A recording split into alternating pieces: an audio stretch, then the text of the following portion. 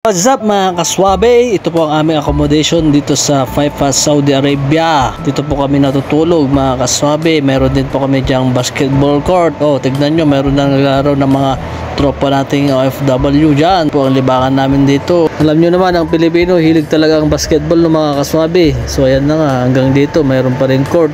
Saan man panig ng mundo, talagang meron palaroan ng basketball mga kaswabe. Hindi kompleto pag walang larong basketball at saka maganda rin sa katawan kasi exercise, iwas high blood, di ba? Kaya sa mga gustong mag-abroad dito sa Saudi, alam nyo na po kung ano yung tutuluyan nyo. Kagaya po dito mga kaswabe, container houses, at meron naman po mga sementado na bahay, depende pa rin sa papasukan yung company.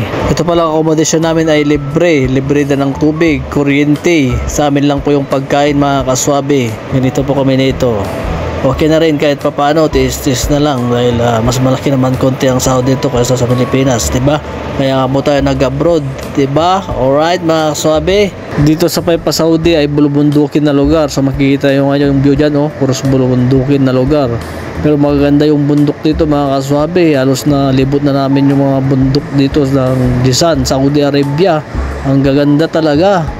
Mapapa-amaze ka sa mga bundok dito mga kaswabe. Kasi gustong pumunta dito, punta na po mga kaswabe. Alright, so dito na po nagtatapos ang aking vlog. Don't forget to share my video and follow my Facebook. Thank you.